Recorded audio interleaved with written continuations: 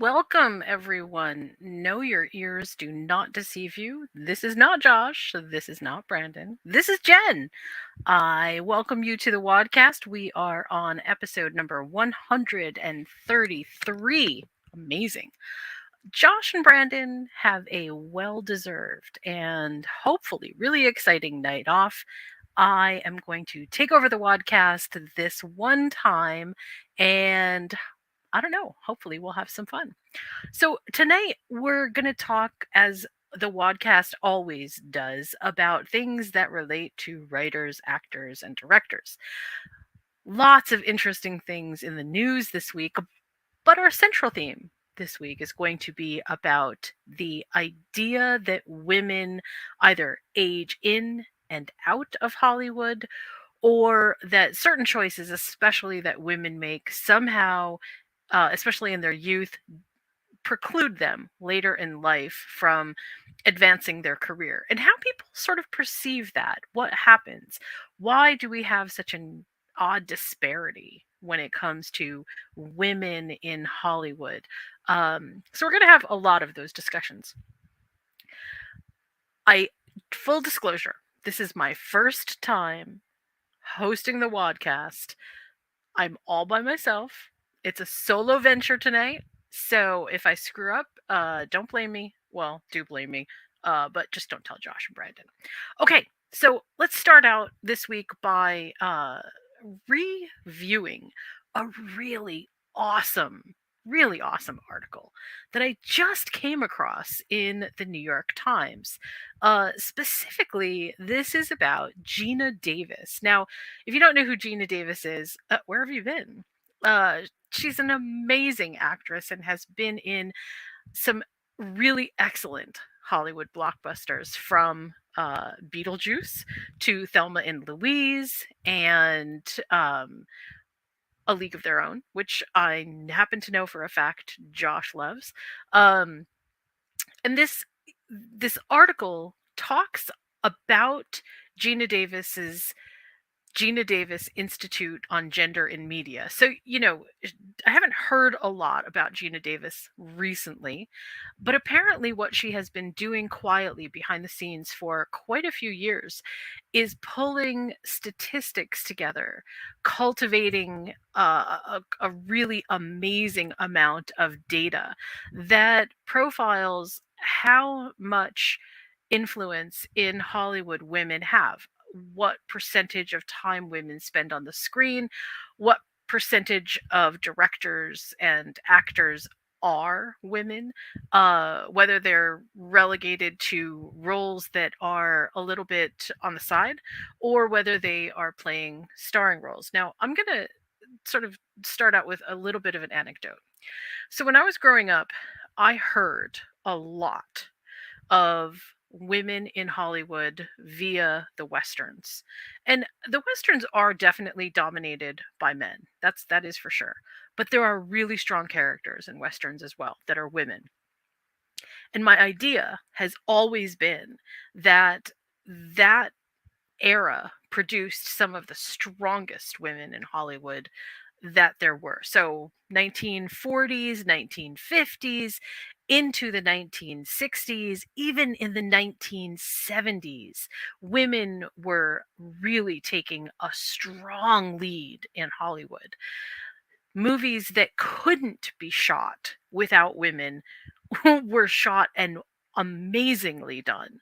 And I feel like there was a much more even distribution for women and men. It wasn't perfect, but where women were in roles, they were in strong roles. They weren't in side roles. They weren't in roles that just needed them to be naked, or the sexual sidekick, or the comic relief. They were absolutely essential to the storylines. And I go back a little bit to, as I was growing up, I used to watch The Big Valley. It was a huge one for me. And that episodes, or those episodes, not that episode, but I can think of one episode in particular that's like really, it stands out in my mind as, wow, Barbara Stanwyck, it just made me fall in love with her. But the episodes of The Big Valley really reinforced to me that while there were men on the show, it was a woman that was holding everything together. That really had a profound impact on me growing up. Now, odd to say, but Gunsmoke also had a really similar feel to it, where, yes, Matt Dillon was the sheriff, and of course, things were very centric to the Matt Dillon storyline, but oftentimes Miss Kitty was in the middle of everything, and she was no fairy light essence. She was strong. She was, people listened to her. People made, they sort of had to deal with her affect. I have to say, I loved it. And then, moving forward into some of my other favorite Hollywood shows or Hollywood movies, we have Bette Davis, we have Joan Crawford. I mentioned them both together because I was thinking the other day about whatever happened to Baby Jane. Um, we have we not just characters, we have actors. We have actors with really strong presences. When I start thinking about what has happened to women in Hollywood over the past 40 or so years, it's a kind of amazing because how we came from a position of women didn't have a lot of essential rights and yet had very strong Hollywood presence. And now women have more essential rights but less Hollywood presence. It's a little bit astounding. It's kind of like we've turned the paradigm upside down. I'm not even sure why that is exactly, but we're going to try to get into some of that tonight. So, going back to the article by in the New York Times about Gina Davis, um, you know, there's a couple of references here which are really sort of amazing. One of which is she says, not everything is going to be 50-50. And I completely agree with that. And I think that that is essential to sort of understand, just in lieu of how much gender equality that we will ever have on screen.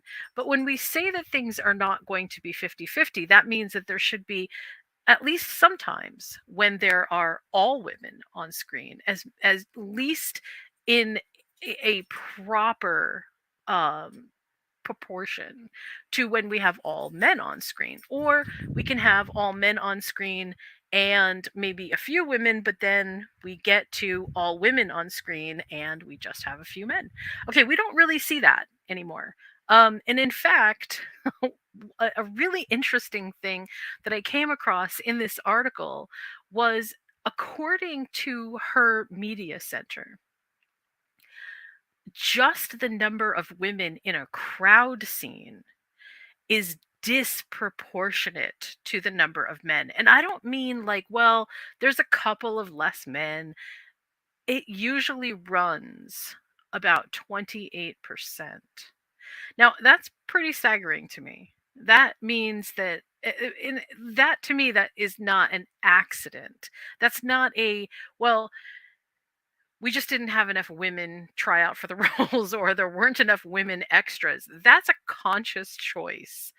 And that matters. That really, really matters. Now, why does this matter? First, let's, kind of break down some of the arguments so that we can get to the heart of what might be happening here. One thing is, we have a pretty even 50-50 split of women and men in this country, which means that we have an even split of young girls and young boys. When they are consuming media, what they see matters.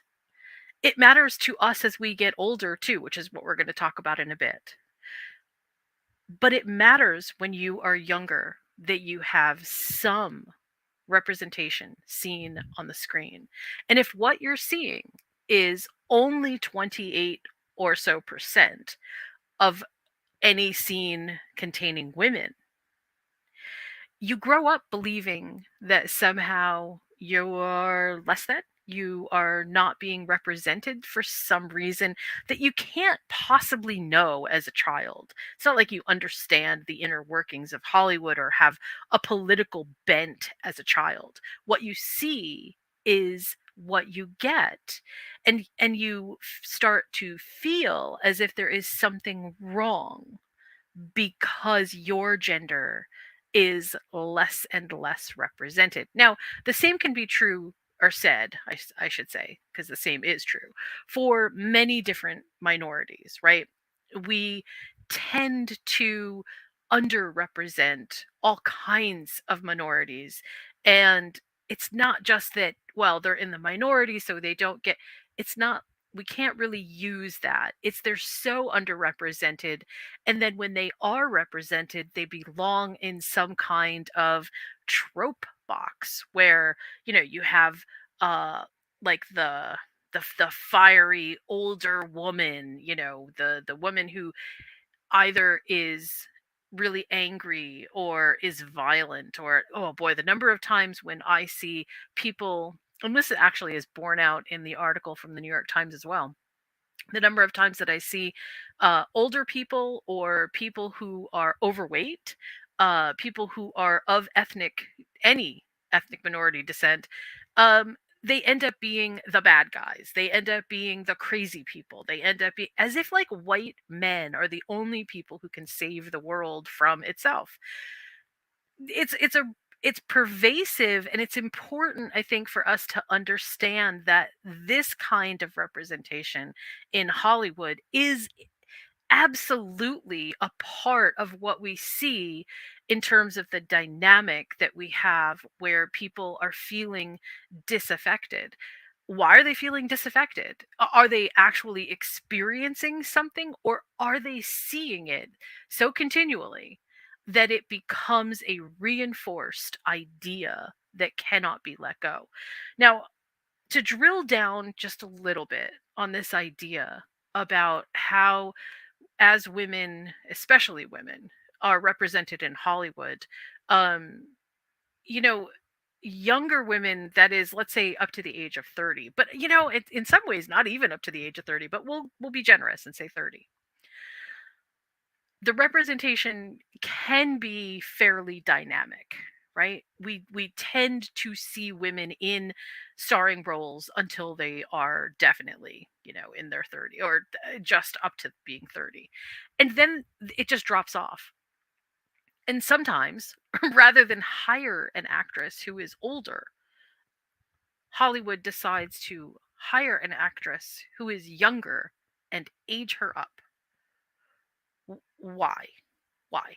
This is There are so many questions at the heart of this. I wish to some degree that we had more open dialogue with producers, with directors, with people who are in the casting community that could answer some of these questions in like a round table sort of discussion, because it's these questions that I think get to the heart of why we not just are not seeing enough representation, but why we also experience such an odd dynamic when it comes to gender equality in movies, in all kinds of entertainment.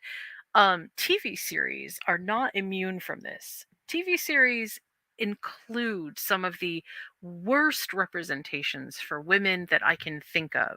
The male set for women, or for the male set for characters that are in leading roles, especially, overtake leading females by something like 4 to 1, which is odd because so much of the consumption of media is by women. So, there could be some possible idea about, well, women like to watch men perform, whatever that kind of argument is, but it doesn't hold water. It just doesn't hold any water at all, because there are plenty of roles, especially on TV, where the gender of a person makes very little difference to the actual character arc. The character arc could be done fluidly, as a female or as a male. And I find this to be kind of telling, right? There's a whole bunch of shows that I've been watching recently where I really have to wonder why do we have so few women, or when we do have women, and this is going to launch me into my next conversation. Why when we have women in shows, why do they have to be the ones who are and I don't know, I don't want to say anything too off color, but why do they have to be witchy? Why do they have to be mean? Why do they have to be the B word? Why do they have to be the ones who ultimately either cause chaos or in some way end up being the trope of a woman? It's very confusing to me as a woman and as somebody who writes consistently.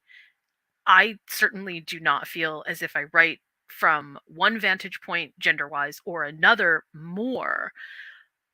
I recognize that the balance of a story with gender included is about so much more than just the story arc of the gender of my characters.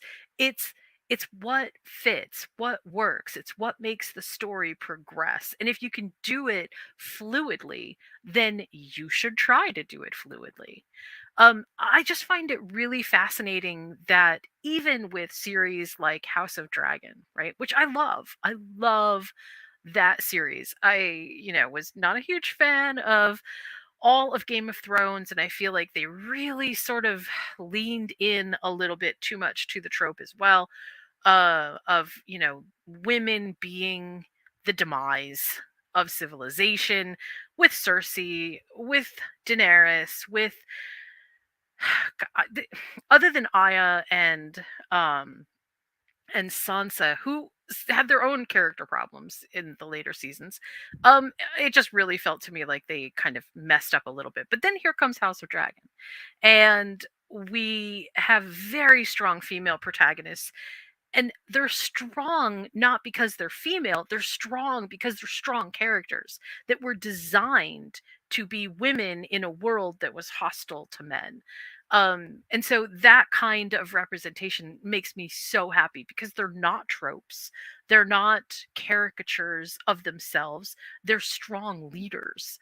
That's epic, that's awesome storytelling. And then we move over to other series that I'm watching right now where I'm so perplexed by the level and the number of protagonists that do not, that first of all are way too young for what they are purporting to be. They look too young for the roles that they are saying that they are in. For men, it's not always the case. I don't know. Men, and sometimes that's an interesting conversation which we should definitely have on another day. But for women, I find that it's off-putting to see women who are so young be put in roles like, well, I'm this character's mom, but I look barely old enough to be their sister. That is so weird. And it's just so odd to me that we have to continue to have these conversations about, and this is something that I've actually heard. Well, it's fiction. You just have to suspend belief. This isn't reality. Pretend that I don't buy that. I don't buy it for one single second. We have a serious problem in entertainment with gender bias. Men are favored. And this is not a bash against men at all. Men are vital and important to entertainment and storytelling. There is 100% a strong place for men to be included. But what we're missing are the opportunities for women to shine in those very same roles that men get. And that is, I think, it's a travesty. Definitely, it's a travesty. So let's go back to our New York Times article. So this the Gina Davis Media Center. And I'll read just a quick paragraph from here because I think that this is really important.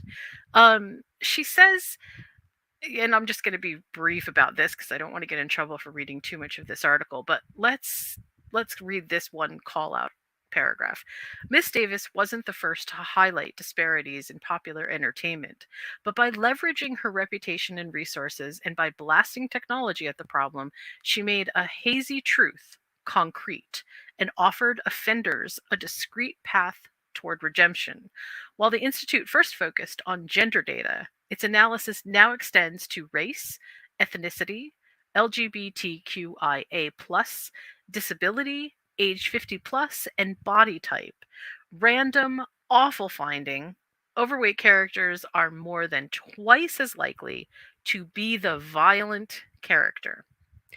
Even when braced for it, the Institute's findings are staggering. In the 101 top grossing G rated films, so these would be films that are geared toward young children, from 1990 to 2005, just 28% of speaking roles went to characters that were female. That's, I mean, pause, but that's an incredible amount. Even in crowd seats, this is what I was alluding to before. Even in crowd scenes, even in animated crowd scenes where there is no casting.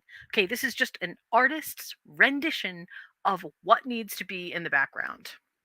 Male characters vastly outnumbered female characters. In the 56 top grossing films of 2018, women portrayed in positions of leadership were 4 times more likely than men to be shown naked. The bodies of 15% of them were filmed in slow motion. Where a century ago, women had been fully central to the budding film industry, they were now a quantifiable, if sexy, afterthought.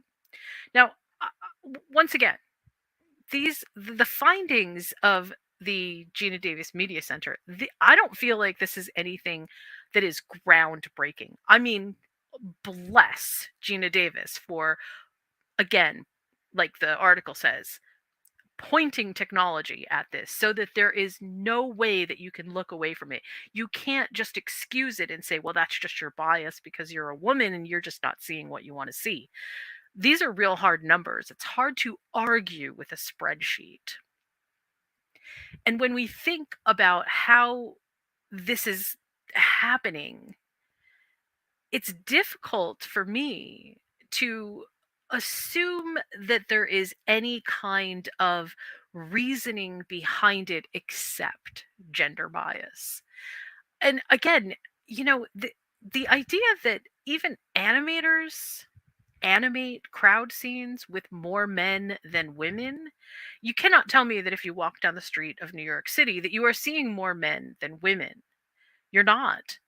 But what you are is experiencing a different kind of world as you're filtering it through your head. So where I see an even split of men and women, I do think that in a predominantly male dominated world for entertainment, um, there is that aspect where both animators, casting directors, producers do not push hard enough for what could be very simple equal representation.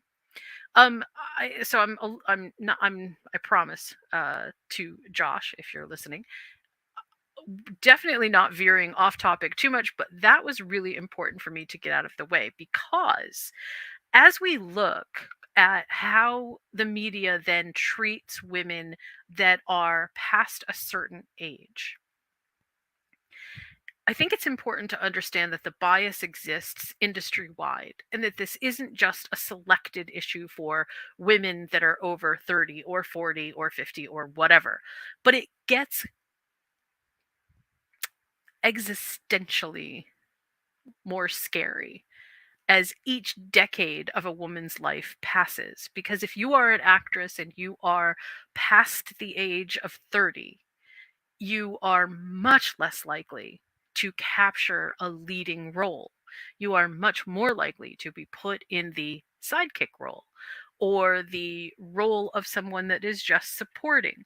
And what I think is kind of fascinating if we look at this objectively is the Academy Awards. And we have very specific positions for leading role for men, supporting role for men, leading role for women, supporting role for women, right? And as a result of that, I think sometimes we think that there are, sure, plenty of roles for everyone. I mean, look, we've got categories at the Oscars that would seem to support. Are there, equal numbers of movies for both? Um, yes, sometimes no. And sometimes the the number of women who are nominated for Academy Awards inside of a year, uh, I'm I don't mean to say this in a negative light, but sometimes I think that people include movies into that category because there just are not enough movies with women in strong leading roles or as the supporting role person to fill out the category, to fill out the nominations for that category. And that's really sad because there are some really deserving, I think, parts that women could play that would be absolutely awesome to see honored. Um, the idea here behind, I think the whole thing here, let's sort of regroup. The whole idea behind getting older in Hollywood has a lot to do with how you're introduced into Hollywood. And I was really struck by listening and hearing the Brooke Shields story, the Pretty Baby story, about how she grew up in Hollywood and how basically her narcissistic mom really tried to experience life vicariously through her. And so, pushed her to do things that maybe she didn't even want to do, actually, really didn't want to do. And sort of didn't give her choices where choices needed to be made. Um, Hollywood today is unscrupulous when it comes to the spotlight that is turned on our younger performers. And as they grow up into the entertainment business, first of all, people really need to be helping to shield them because this is a really hard life. And if we're demanding entertainment from actors and actresses in this capacity, then we really need to protect them. But as they age, as they go through their early 20s, their late 20s, their early 30s, if we're not paying attention to how they aged into the system, whether they had consent or not consent, and then they start to say, hey, Hollywood is really unfair to me, or I didn't really like this lifestyle, and here's what I got out of it, and it was really hard. And then people come back and say things, John Q. Public, well, that was your choice. Why did you continue to do this for so long? I sort of equate this to your parents forcing you to get a degree in accounting. And all you've ever wanted to do all your life is be an artist, uh, train ponies, be a park ranger. I don't know, anything other than accounting. But you're stuck. It's all your parents will pay for. You've got a lot of family pressure. There isn't much more that you can do if you want to succeed in life than become an accountant. It is not then okay to assume that you've been an accountant for many years, you're trying to go through the process, and at the, midpoint of your career, you say, oh, this was really tough for me. I just am not having a good time being an accountant. I don't feel personally fulfilled. I feel like this environment is toxic. This just isn't the world for me. Can I change it from the inside to make accounting a better place? And rather than the world rally to the accountants, we bully them. And this is what's happening in Hollywood. We bully the victims of really a kind of desperate idea that they've chosen this life. They should just lie in the bed that they've made and deal with it. It's totally wrong. And now let's merge the two topics together. Women especially are very prone to being just bad mouthed to the point that it's sad, beyond sad. And their opinions about what is happening to them become lessened, become completely looked over, or assigned this kind of, well, you're just being whiny, and why do you have to do this, or why do you have, this is wrong. This is really wrong. It is not okay for us to take this stance. Now, you know, full disclosure, there are certain situations where people become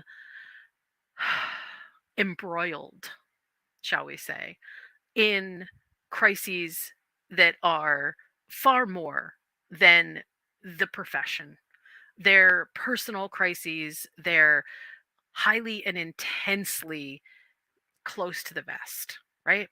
And there are, I think, times when those things become so sensationalized because of the celebrity nature of being involved in Hollywood that end up being sort of like, okay, well, here's the template, everyone. Here's what we have. And I mean, honestly, I'm thinking of Johnny Depp and Amber Heard and how everyone assumed that they had to pick sides. Look, you know what? I've been through a divorce. Half my friends decided to be on my side, half the friends decided to be on my ex-husband's side. It was terrible. But when you magnify that by 1,000%, you get like the whole world having to choose sides.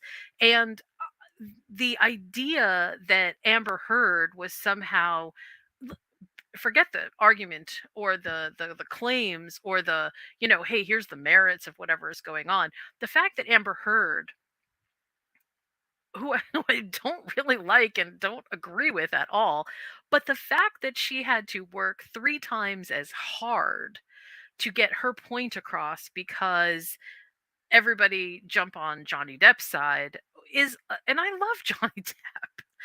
But it's wrong. The way that we do this is wrong. We look at Hollywood's escapades as somehow us by proxy living through.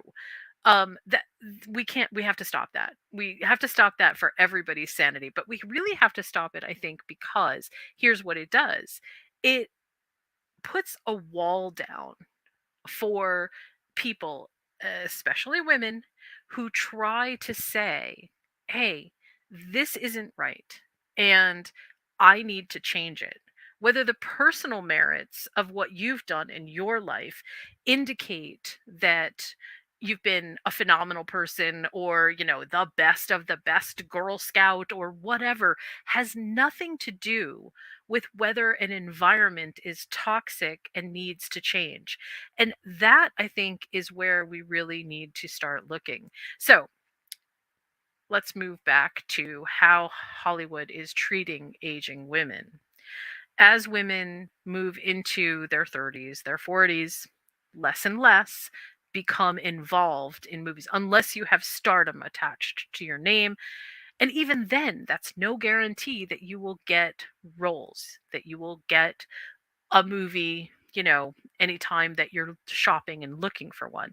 And, I think a lot about, of course, Gina Davis is one, but I think a lot about Meryl Streep. And I think a lot about some of the bigger names in Hollywood that we tend to feel as if Lily Tomlin, um, Sally Fields, we tend to feel as if we somehow don't have any agency over whether or not they appear in shows and they're beloved. I mean, some actresses who are older now have spent they've devoted, I won't even say spent, I will say devoted their entire lives to the entertainment experience. And it's interesting as the entertainment experience with women, as they begin to age, we lose interest and move to the next younger, here's a dynamic person who we think we can pin all of our hopes on. But it's not, they don't age through Hollywood. And then when they complain that they are not getting roles, when they complain that there is fundamentally things wrong with gender disparity, they are told point blank, well, you put in all this time, you got what you wanted to out of Hollywood. Why are you complaining? Or why are you complaining because, hey, think about everybody else that's coming up, they need a place too. But that's not true for men. Men don't experience this. No one is looking at Daniel Craig and saying, you're too old. No, they're not. I mean, I saw Sean Connery doing roles that I thought, why do they have this person? I love Sean Connery, but why is he in this role? He doesn't even, it's not even the right age demographic for him to be in. Things like that are perplexing on so many levels. And this idea that we somehow put the spotlight on women, especially, and tell them that somehow they have aged out of Hollywood is honestly intensely disturbing. I'm going to sort of again tie another thread in here. So, to do a little bit of research for this podcast, I started thinking about who were, and I began with this, who were the women that I saw in early films? Because I went to school for filmmaking. Watching films was not just a hobby, it was an obsession. And I fell in love with movies that were 1940, 1950, 1960. They were just absolutely awesome films. The 1970s and the 1980s also hold a huge part of my heart, but it's the 1940s, 50s, and 60s that I feel like filmmaking and Hollywood in general really leaned on leading women as these are the women that we need to keep around. This is the box office draw. And it wasn't because they were over sexualized, although the idea of the Hollywood starlet was big. It wasn't that they were over sexualized, it's more that they were really revered. And so you got people who normally didn't live Patty Duke's life getting to see all the roles that Patty Duke was in. And there was this level of esteem that I think a lot of people felt toward those women. When we fast forward to present day, there are some, but few, women in Hollywood that carry the kind of esteem that used to be.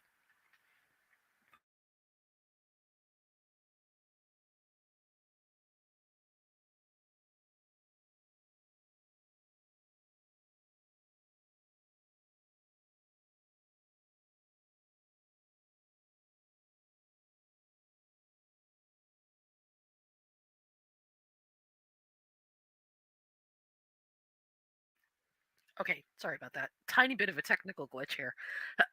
um, there's few women who now carry that same esteemed, um, who carry the same esteem altogether. Okay, so now let's once again tie more threads. The whole Meryl Streep idea, which is what I started thinking about more and more consciously, is is kind of an odd one because I see Meryl Streep doing things and saying things that feel like they contradict what I understand is the standard experience. And why is that? Well, oh my gosh, I'm so sorry. Excuse me. Meryl Streep is sort of, she's more than a queen. She's like the empress of Hollywood for me. And she gives me the same feelings that I used to get from Katharine Hepburn. Katharine Hepburn was just amazing, and her career was just astounding. But Meryl Streep has a kind of vibrancy about her that just refuses to diminish in any way. And I read this really great article with where she started talking about how after she turned 40, she started thinking that every single role that she got would be her last role. And she started really reevaluating, what is it that she was going to do? How is she going to manage? How is she going to maintain? And each time that she got a new role, of course, she would give it 110%. And oftentimes that would lead to, more nominations, more accolades, rightly so. But why do we only have such a handful of Meryl Streeps in the world? And we have a ton of Hollywood icons that are men. And, one of the things that I would like to just point out, because I think that this is like Gina Davis's media study, there is a really good body of work in looking at the statistical data for lifetime achievement awards that Hollywood has given out. And there is no 50-50 split in the lifetime achievement awards that the Oscars give or have, you know, I'm struggling with the word here because it isn't that women are not represented in this field in the award category. It's that it takes a really ridiculous amount of pretzel bending in order to quantify why the number of men who receive this lifetime achievement award so vastly outnumber the women. And there are things about this that just, or a lot of times I find that Hollywood is ready to give accolades, and this is so ridiculous. Hollywood is ready to give accolades via lifetime achievement awards posthumously. Why? That makes zero sense. This is every time I think of that, I get really angry because it means that we're not honoring the people who are around us right now. Um,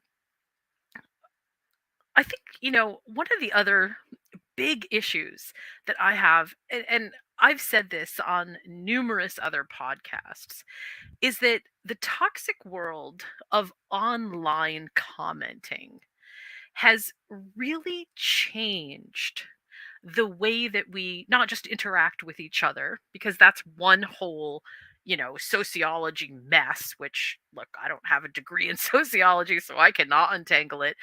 But I can see that from an entertainment standpoint, fans especially, respond to women in lead roles so much different than they do men.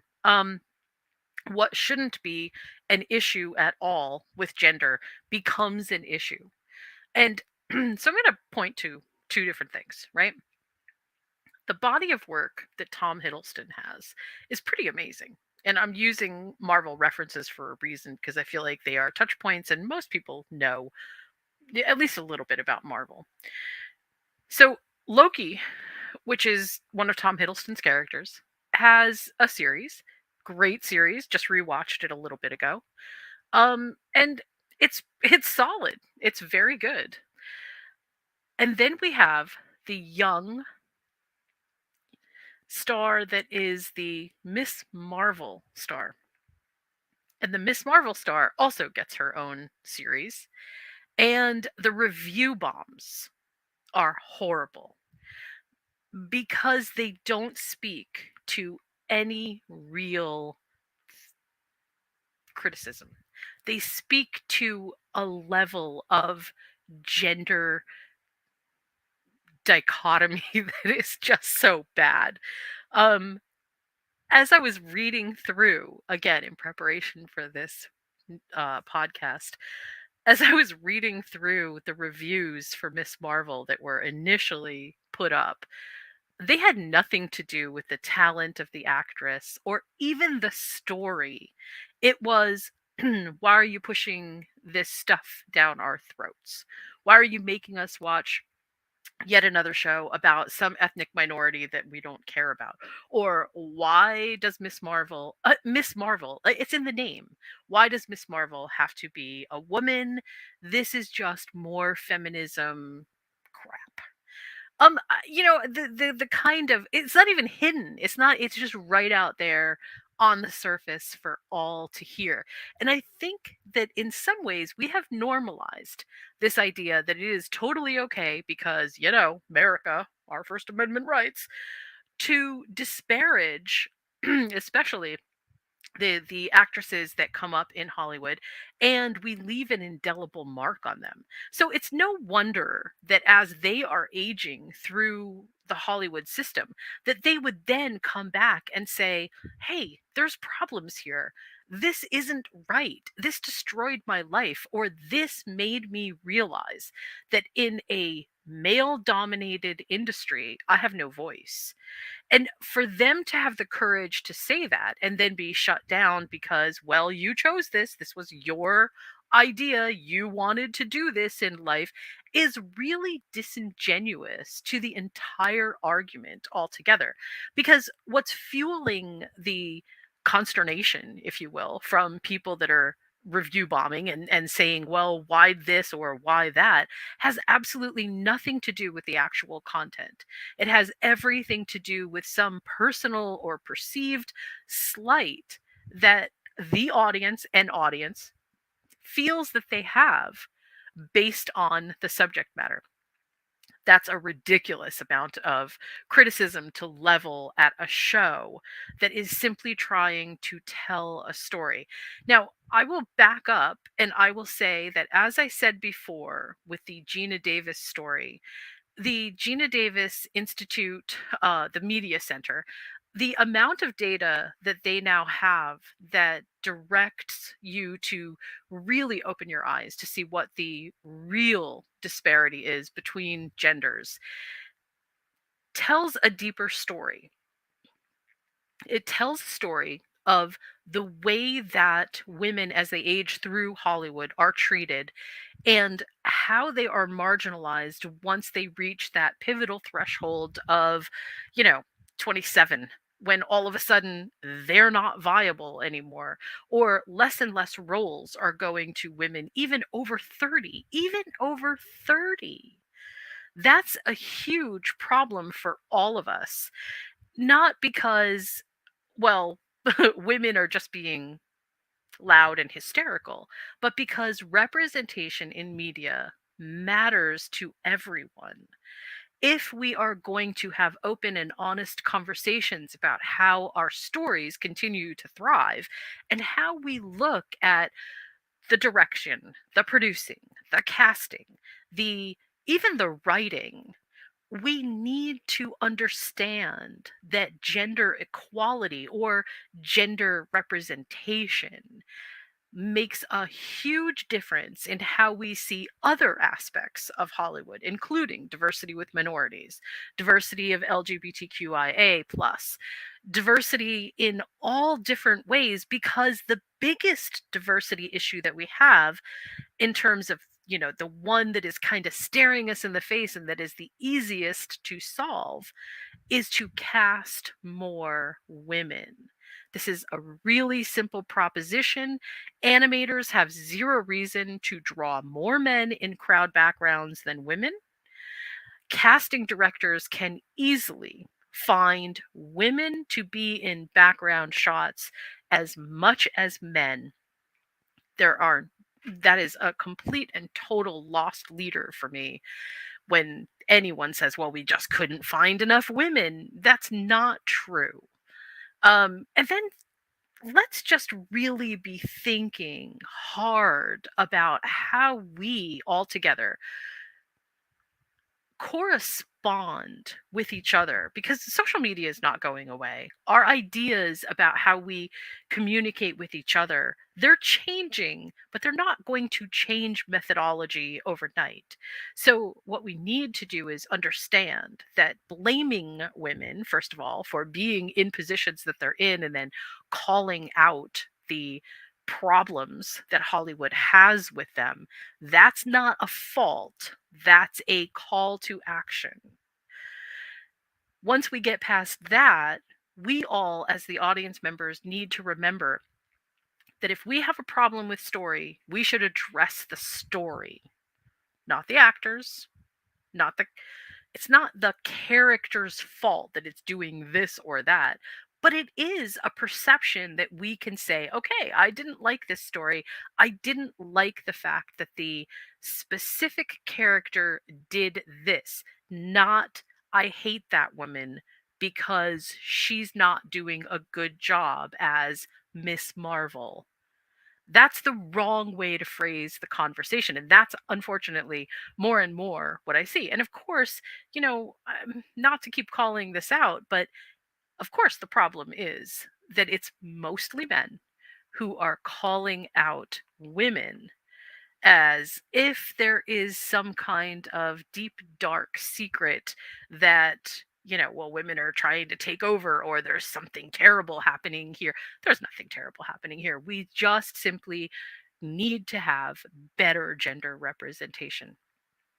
Um, I also want to say that as I was doing, again, research for this particular podcast, I came up with these really interesting. I did this once before. I have another podcast that we talked about all kinds of things related to movies and to TV series. And I had done a little bit of research about the disparity, again, between male and female roles on TV.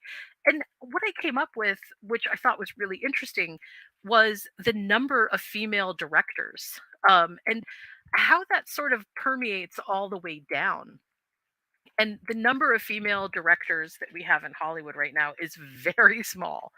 And it becomes even smaller when we look at the large scale production of movies.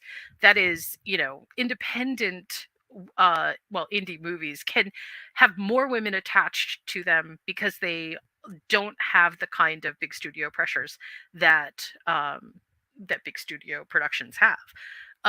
But the percentage right now is 23. 23% of film directors are women.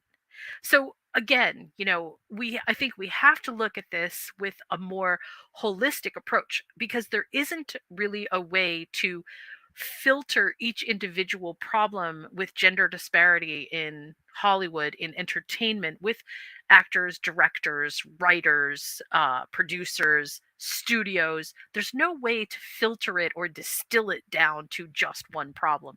Social media alone is not going to solve this problem. We need more women in more areas of Hollywood entertainment. We need more women writers. If you're a woman and you're a writer, you know, now's a good time. Get yourself a screenplay. Well, wait until after the strike is over. Join join.